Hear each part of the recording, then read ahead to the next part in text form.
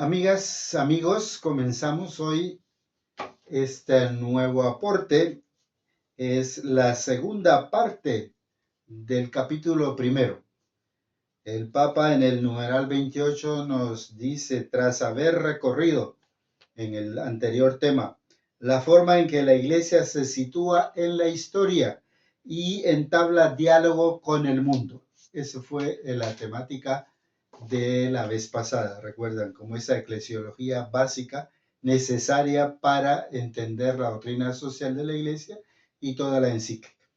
Ahora, dice el Papa, deseo detenerme en el desarrollo de la doctrina social en el magisterio que, desde el siglo XIX hasta nuestros días, ha acompañado las grandes transformaciones sociales.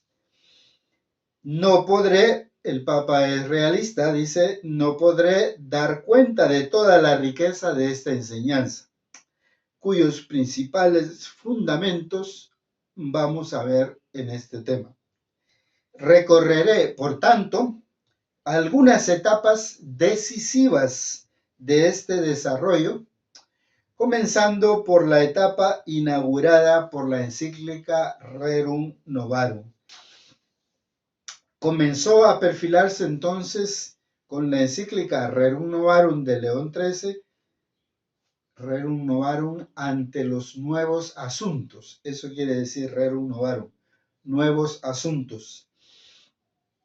Entonces el Papa León XIII ve el conflicto entre capital y trabajo, la cuestión obrera y las transformaciones económicas y sociales de aquel momento como cuestiones nuevas. Así el Papa León XIII dice, no se limitó a constatar el malestar, sino que asumió esas situaciones como ámbito de la misión pastoral de la Iglesia, ¿verdad? Y iluminó las causas y iluminó algunas posibles vías de salida. Desde hace 75 o más años, cuando León XIII escribió la encíclica Rerum Novarum, justificó por qué la Iglesia era necesario que hablara en asuntos laborales e interviniera en los conflictos de patronos y de obreros, de patronos y trabajadores. Yo he copiado de la encíclica estas palabras para que las reflexionen. En la Rerum Novarum dice, ¿por qué habla la Iglesia de estos asuntos? ¿Por qué tiene que meterse en estas materias? Verdad es que esta tan grave situación demanda la cooperación y el esfuerzo de los jefes de Estado, de los patronos y ricos, y hasta de los mismos proletarios de cuya suerte se trata. Pero, sin duda alguna, afirmamos que serán vanos cuantos esfuerzos hagan los hombres si desatienden a la Iglesia. Entonces, en el numeral 31, la encíclica Quadragésimo Anno de Pío XI, en pleno apogeo de la gran crisis económica mundial, da un paso más en el desarrollo del magisterio social. No se limita a retomar la cuestión obrera, sino que amplía la mirada a la configuración general del orden económico y político. Denuncia ya en 1931 la concentración del poder económico en manos de unos pocos.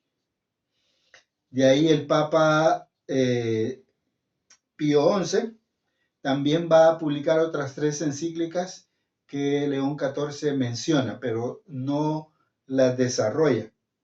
Dice, junto a estas contribuciones, Pío XI recuerda con claridad la función social de la propiedad, con diversas intervenciones de su magisterio. Y entonces la encíclica Non abbiamo bisogno, esta vez las palabras son en latín, non abbiamo bisogno, no tenemos necesidad. Una segunda encíclica, mit brennender Sorge, es aquí en este caso términos en alemán, ¿verdad? Que quieren decir, creo yo, con profunda preocupación vemos la situación, en ese caso, del fascismo en Alemania. Y por eso las primeras palabras en alemán. Una tercera encíclica, la Divini Redentoris, ¿verdad? En estas encíclicas denuncia los totalitarismos que atropellan la dignidad de las personas. Numeral 32. En el contexto dramático de la Segunda Guerra Mundial y de los años de la reconstrucción, Pío XII, pasamos a Pío XII, un tercer papa mencionado ahora, ofrece una contribución significativa al desarrollo de la doctrina social de la Iglesia, sobre todo a través de los mensajes radiofónicos navideños. Numeral 33. Con Juan XXIII se abre una nueva etapa del magisterio social. Una encíclica importante de Juan XXIII, Mater et Magistra, Madre y Maestra. La Iglesia presenta la fe cristiana como una luz nueva, recordando que la Iglesia, aunque tiene una misión principal, la santificación y el anuncio de los bienes eternos, no por ello descuida las necesidades concretas de la vida cotidiana de las personas. Pocos años después, con Pacem in Terris, dirigiéndose por primera vez no solo a los fieles católicos, sino a todas las personas de buena voluntad. Juan XXIII vincula de manera orgánica la dignidad de la persona con el reconocimiento de los derechos y deberes fundamentales. Ahora pasemos al Concilio Vaticano II. Dice, el concilio marcó un punto de inflexión en la forma en que la Iglesia se entiende a sí misma. En la Constitución Gaudium et Spes, los gozos y esperanzas, nos presentó la imagen de una iglesia cercana a la humanidad, comprometida con el mundo y dedicada a reflexionar no a partir de esquemas abstractos, sino de la realidad concreta desde las situaciones históricas. Otro documento importante, la Declaración Dignitatis Humanae del Concilio.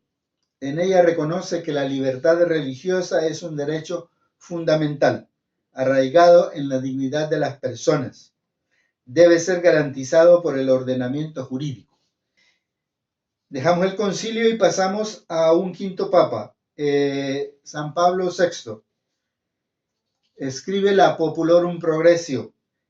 Describe el desarrollo como el paso de condiciones de vida menos humanas a condiciones de vida más humanas.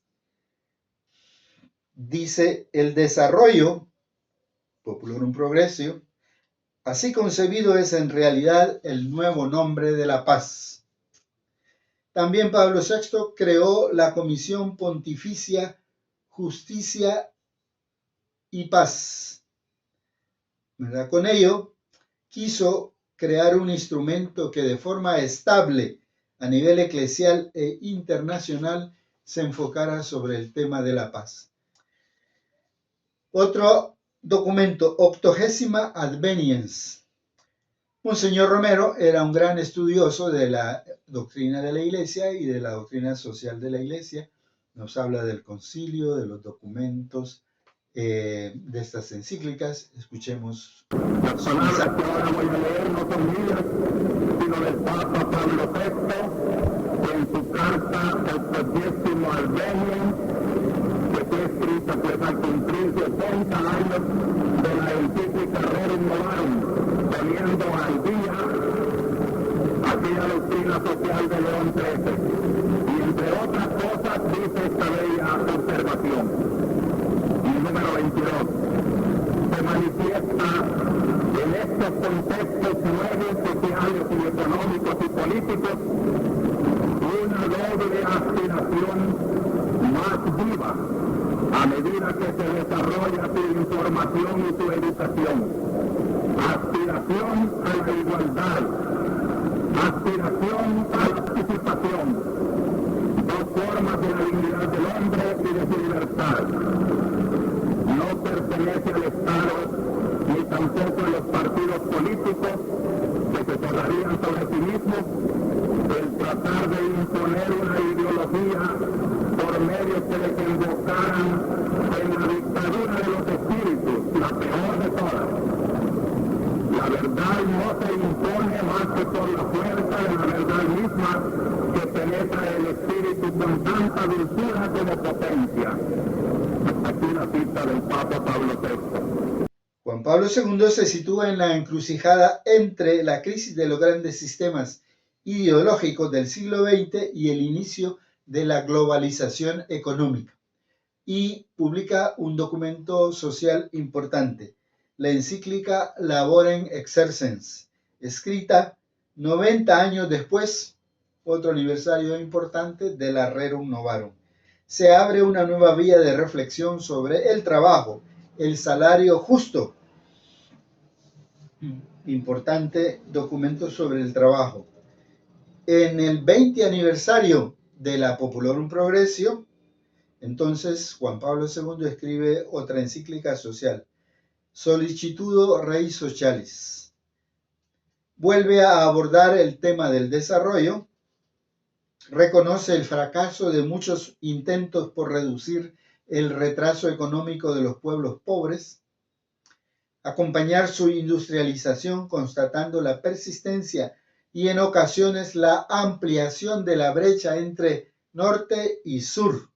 En el numeral 39, el aniversario 100 de la Rerum Novarum, y entonces Juan Pablo II publica la encíclica Centesimus Annus.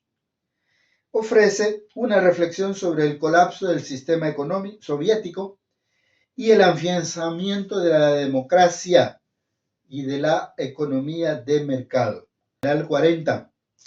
La encíclica Caritas in Veritate quiso retomar y profundizar el concepto también de desarrollo presentado en la Populorum Progressio.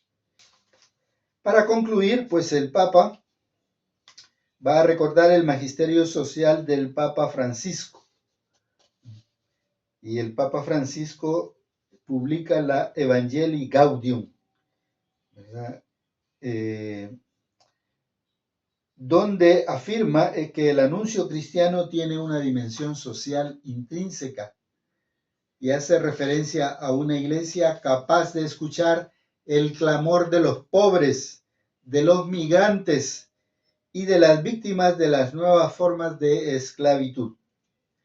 Una segunda encíclica del Papa Francisco, Laudato Si, el primer gran análisis sistemático de la crisis medioambiental en las encíclicas sociales, demostrando que no se trata de una cuestión sectorial, sino del aspecto ecológico de la crisis socioeconómica contemporánea.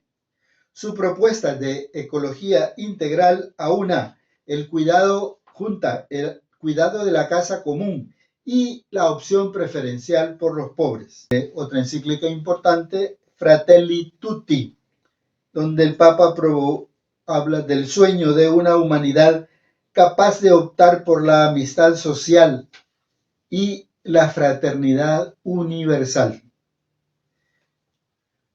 También publica, finalmente, Dilexit Nos.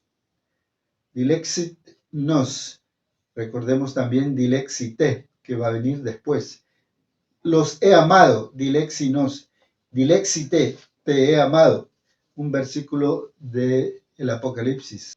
Entonces, Dilexit Nos, por último, muestra que estos grandes compromisos sociales no pueden separarse de la relación personal con Cristo. Al volver a la palabra, recuerda que la respuesta más auténtica al amor del corazón de Jesús, que nos ama, Dilexit Nos, es el amor concreto hacia los hermanos, hacia las hermanas.